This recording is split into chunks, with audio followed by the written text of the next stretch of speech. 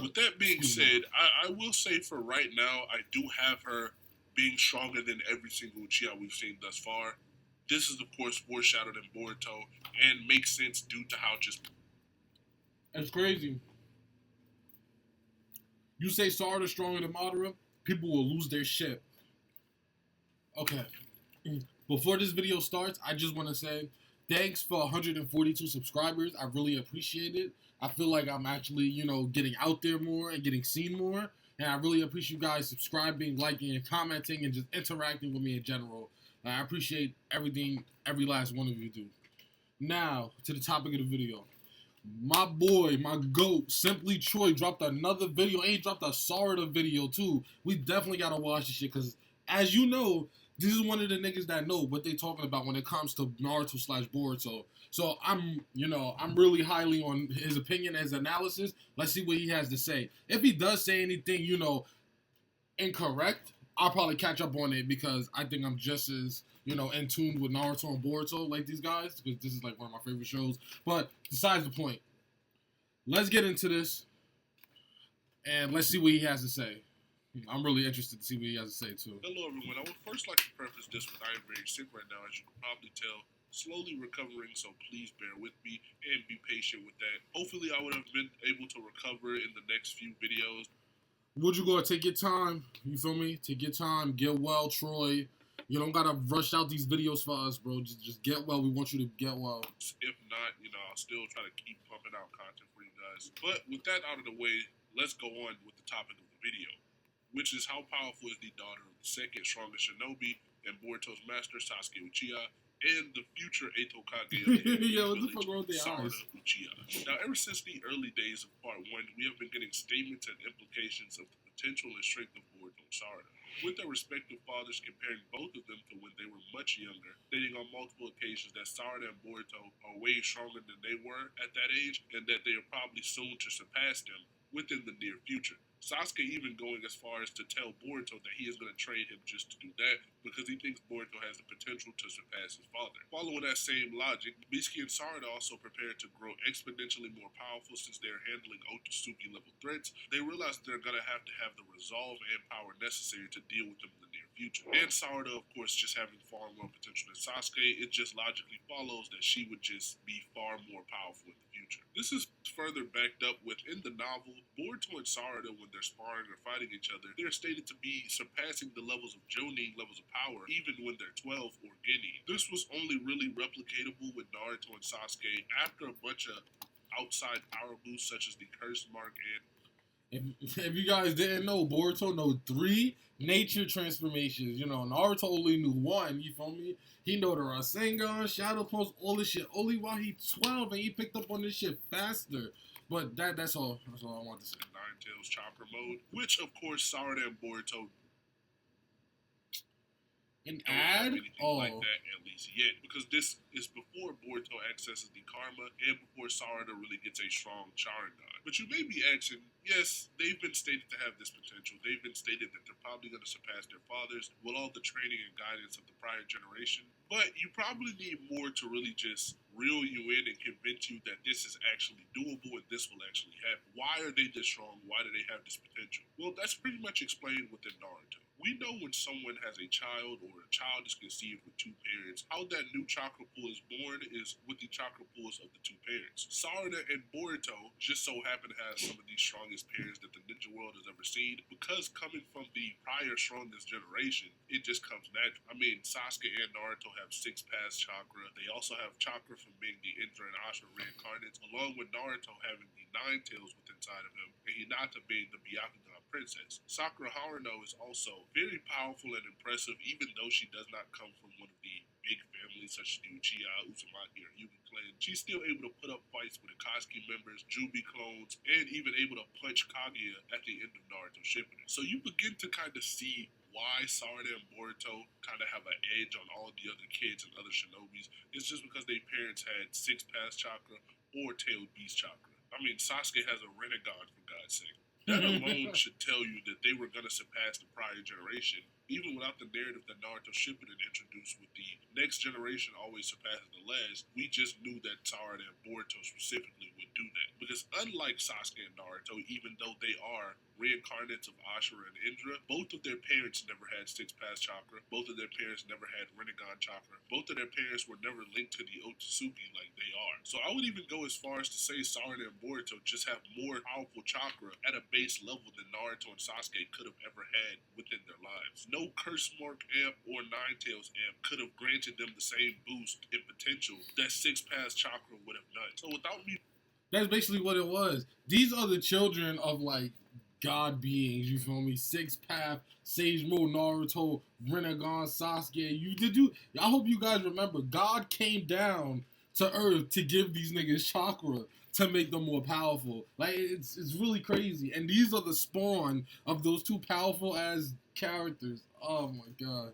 Like, it's crazy. Like, of course it makes sense. Boring you with more explanation on how chakra works and how chakra pools are created within Naruto. Just understand, like, the end goal or the end reaction is that Sarada and Boruto have not only stronger chakra pools than Naruto and Sasuke could have ever had due to the Six Paths influence, but that would then, in return, grant a higher potential than Naruto and Sasuke should have ever had. But that alone doesn't just make you strong with no training or no living up to the potential. All of that is impressive, but that is not the height of her power. We begin to really see how powerful Sarada is when she does battle with Ao. Now, Ao is someone who was a Kage guard in Naruto, but now is souped up with super powerful scientific ninja tool enhancements, which makes this crazy because it means that he was already strong enough to be a guard of the Kage prior to the Boruto era, and now being far stronger with the scientific enhancement shows you that Sarada at 12 years old was already surpassing anything that Naruto and Sasuke had did in part 1. That's also ignoring how in part 1, unlike Sarada, Sasuke had access to the Curse Mark and Naruto had access to the Nine Tails. Sarada does not have a Curse Mark or the Nine Tails. This is all just her own potential and power. This gets demonstrated outright when she is able to fight and outperform Boruto and Kauki in the... This was a hard scene right here. They have the Karma activated. Now, if you don't know, Karma is basically the Otsutsuki backup file and it grants you the power of the Otsutsukis outright. So her, while in her Sharingan 3 Tomoe state, being able to outdo Otsutsuki power is already something I just don't see part 1 Naruto or Sasuke doing. But she just doesn't outperform Boruto and Kauki while they have their Otsutsuki power amp helping them. She is actively blitzing this Kara inner, and in Boro's opinion, it's too fast for him to even react. But you may be thinking of another question. Why is that good? Why is that impressive? Well, it's impressive for a few reasons. The first reason being Boro was already stronger than all of Team 7. This is even including the Karma forms of Boruto and Kauki, and he could only really be dealt with finally when Momoshiki took over Boruto, also getting aided with Naruto's chakra. Another reason is just how Kara Inner should scale. Let me explain. So Jigen has a group of people who are all supposed to aid him in his goal of acquiring a vessel and chakra. They also have studied Naruto and Shinobi World, so they are ready for threats that are both present and have been before. What this means is that if Jigen is truly a smart leader, which we know he just is, he plans for pretty much everything that's going to happen to him, he would be building a team of people that are not only able to handle threats that were previously in the Shinobi World, but able to handle threats like Naruto, Sasuke, and all the other Kage from all the other villages. Now, let me say this before anyone just jumps to conclusions. I am not saying by virtue of that everyone just scales above Naruto and Sasuke, because that is just shown to not be true. But what that is telling you is that even if they are weaker than Naruto and Sasuke, they should scale above the majority of people in the Shinobi World for this to be an actual plan that's viable and a plan that's able to be put forth. Or else Jigen wouldn't have to build a team at all if random people could just come up and just one-shot all of them. Something that kind of supports this is a scan that says each Kara Inner is stated to have war potential on par with the Hokage or Naruto. We can begin to kind of form where logically they should scale based on this alone. Boro, for example, who Sarada is faster than and could damage and can just blitz, while not being as durable and as powerful as Naruto or probably some of the heavy hitters like Sasuke or even Delta and Koji, should have the speed and regen capable of battling very strong people like those who I've mentioned, or else he wouldn't be strong enough to be an inner. He wouldn't have war potential on par with the Hokage, and any random shinobi would just be able to come up, destroy his core, and blitz him before he can reach it. Sarada at 12 years old with the 3 Tomoe Sharingan while low on chakra blitz and one-shot his core just becomes that much more impressive. Now, after this, Sarada kind of becomes stagnant. Her and Mitsuki start to acknowledge that they have to reach these Otsutsuki levels and surpass those Otsutsuki levels if they want to be helpful within the future and if she wants to become Hokage. But she really doesn't have enough time to do any of that because she's only 12 years old, and all of this happens within the span of a few months. Code shows up, Ishiki shows up, then she has to spy on Ida and Damon. So she is really just stuck with this resolve for a while. That is until she awakens the Mangekyo due to the tragic fate of losing the Hokage, losing Boruto, and her whole worldview being flipped upside down, and forcing her father to have to. I just want to make it a little more clearer. She idolized Naruto. Like, that was like her second dad. Like, she idolized the hell out of Naruto. So losing Naruto was a big blow. Like, that's why, you know, because I know he says losing her Hokage, oh, they just lost their president of the village, whatever. Like, no, like, she was really close to Naruto. That's why losing Naruto hurt her a lot. Same thing with Boruto. Losing Boruto and having everybody turn on board, it's really, really crazy. Take Boruto and go into hiding, she awakens the Mangekyo Sharingan. Then Boruto Part 1 just ends. We think that, oh, probably not gonna see her Mangekyo Sharingan for a while. That is until the time skip. Now, the first chapter of the time skip doesn't really give us anything. It just shows that she can now do Chidori and Fire Style back to back with seemingly not being tired at all or not needing the hand signs for the Chidori. And that when Code shows up, while she is kind of just surprised that he's there and she's sweating a little bit, she still doesn't even go into her 3 Tomoe state, and she doesn't seem to be that scared. Before she can even fight Code or do something, Boruto appears and steps on Code's face, seemingly saving her from getting defeated. At least that's what everyone thought. But what should have gave this away is the way she was speaking to Code. It wasn't like, oh, a plead for help or, oh, that I'm scared and I gotta watch what I say. It was more or less, oh, leave the village. I don't want any issues. I don't really want to fight. I'm just doing my job. It left us with a bunch of questions like, would Code have just defeated her? Would she have been able to put up a good fight against Code? I think it would have been a good fight. Was she just always relying on Boruto and Kawaki? Well, we didn't have to wait long because those questions got answered in the coming chapters. Once we got to chapter 4, we learned that Hidari, the Claw Grime Shinju, that was stated to be too much for Code to handle or stronger than Code. The same person that clashed with Boruto's Rasengan while Boruto was trying because, you know, he kind of put the planet's fate in his hands and he was about to throw away the mission just to try to kill Hidari. If he wasn't trying for that, it would just kind of be illogical. People were saying Boruto was holding back. It just doesn't make sense. But back to the actual feat, he was able to cancel out Boruto's Rasengan, which means that they put about the same amount of effort into those attacks. If not, Hidari putting more effort because the Chidori is just an inherently weaker jutsu than the Rasengan. That, on top of the statement of granting him stronger than Code status, like Boruto had previously gotten when he defeated Code within Chapter 3, Hidari was looking to be a gigantic threat. I mean, power on par or higher than Boruto. Him being able to scare off Code and Code not being able to handle him anymore. It was looking like if he was truly going against Sarada, he had no hope at all. But people often forget that we had never seen Sarada's full power, and we had at this point just been assuming that she's weaker or way weaker than all of the people that we named prior. Which is why in Chapter 10 of Boruto 2 Blue Vortex, when Hidari tried to blitz her with the instantaneous Claw Grind and the Chidori Amp, which basically speeds you up so much so to where you have tunnel vision and only having the Sharingan or Dojutsu could kind of mitigate this effect, wasn't enough to even catch her off guard and blitz it. She not only was able to react and dodge, she was able to activate her Sharingan and respond with a Chidori of her own without hand signs, grazing the side of his stomach. This did minimal damage, but it still damaged him, and it still was enough to outspeed him. All in one fell swoop, she got combat speed, reaction speed, and AP surpassing anything that we had previously. So all of those ambiguous feats, ambiguous scalings, ambiguous statements that we had, oh, maybe she's on this level, maybe she's not, just gets confirmed and blown out of the water.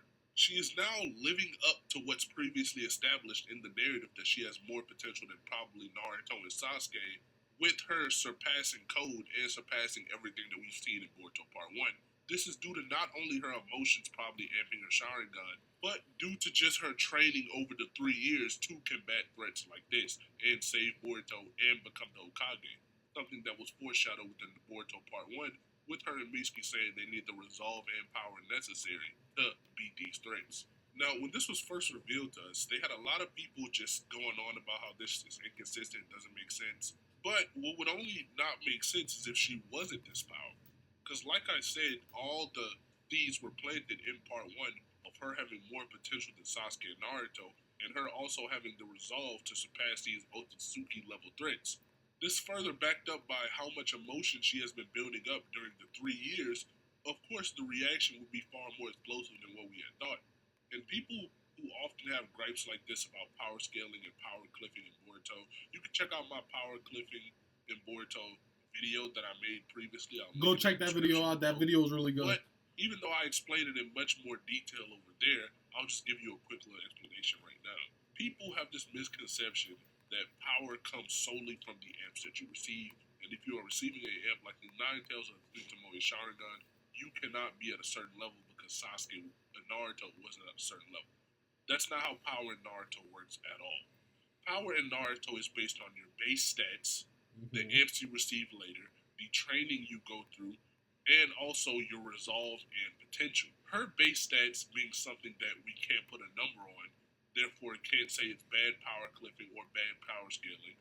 On top of her multiplicative amps and resolve amps and emotion amps, all while having higher potential than Naruto and Sasuke, while also having the chakra that Sasuke possessed already, I would be surprised if she wasn't strong as Sasuke. It would go against every pre-established notion within Naruto and power scaling if she was just way weaker than Sasuke. Or people are also like to bring up, oh, Sasuke and Naruto had to die, they had to go through all of this, they had to basically get reincarnated of the Sons of God. So, they got reincarnated as the Sons of God, and she got that chakra by virtue of being his daughter. Just as simple as that. It all goes back to base stats getting multiplied and amplified by the potential, resolve, and emotions. People need to stop thinking of amps as additive and start thinking of them as multiplicative. Because, as an example, if you take Naruto and you give him the Nine Tails, he won't be as strong as, let's say, Ishiki.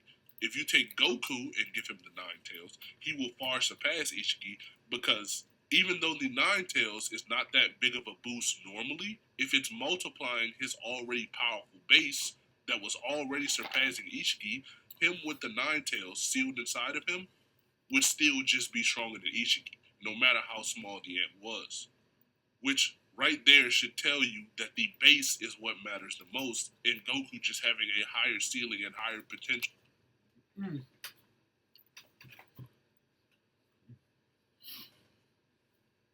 If you ever watched Dragon Ball, you should know. Because if Vegeta went Super Saiyan during the Namek Saga, he still would have had a hard time beating Frieza because his base form wasn't as strong as Goku's base form.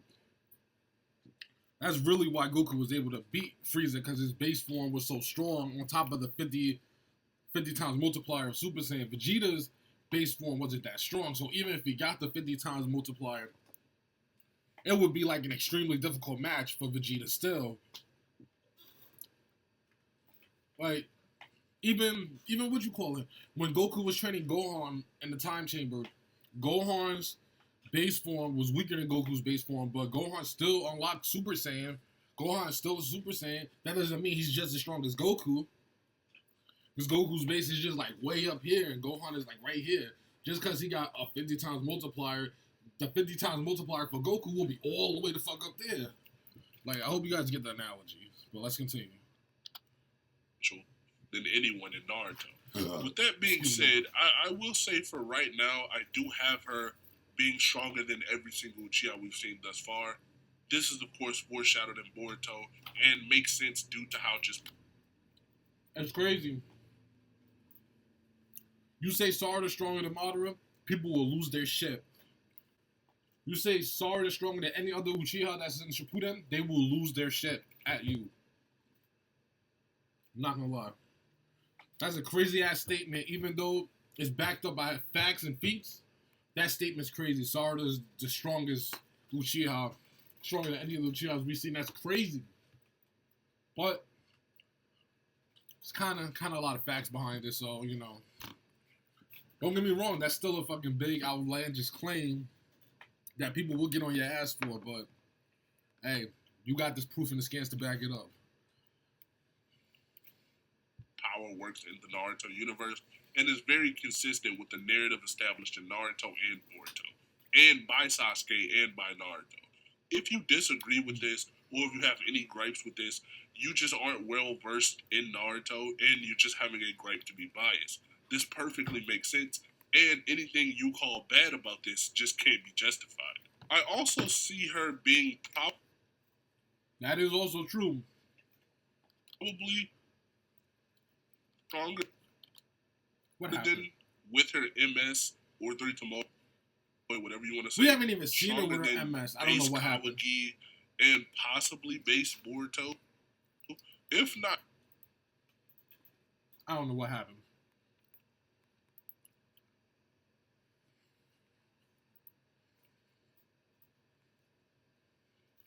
I didn't know what happened there. Let's continue. stronger than base Boruto though, she's definitely around those base Boruto levels because again, they've basically performed the same feats up until now. Now, of course, none of this is concrete because when you're scaling an ongoing series, it's always up to change, right? We can be wrong, we can be faulty, we don't have complete knowledge on the series, but what makes power scaling good isn't about what's right or wrong, even though that's a part of it. It's about what you use to come to that conclusion. Anyone who says the narrative disagrees with this also just hasn't read Naruto or Boruto. People like to just put Boruto above every new threat and every person solely because he's the MC and solely because he beat Code. But outside of beating Code while holding back, he has no other feats that are better than Sarada's, at least right now. Right now, Of course, in my personal opinion, I think Boruto is stronger than Sarada. Of course. But he can't control his karma powers. And for right now, up to chapter 10, we have nothing in the narrative or power scaling or feats wise to say that. With that being said though, hopefully you enjoyed this video. If you have any gripes or questions about this video, or if you even want to debate or talk it out, I'll have my server linked in the bio. We can come there and discuss if you want. But yeah, still slowly recovering from this cold and more videos in the future. Still, again, trying to recover from the sickness. No, you It good. sucks scripting and recording a video while just having to pause because of coughing and a fever. But we ball. With that being said, goodbye. It was a very good video, Troy. I'm not gonna lie. What do you guys think? I just love having people to talk about Boruto 2 that knows what the fuck they're talking about. As a disip. But yeah, what did you guys think of the video? What did you guys think about Sarada and how strong she is? And if you got any gripes, you can put them in my comment section too, because I will answer them. Make sure you like, This is comment, why I stopped shopping. and subscribe to the channel. And I'll see you guys in the next video.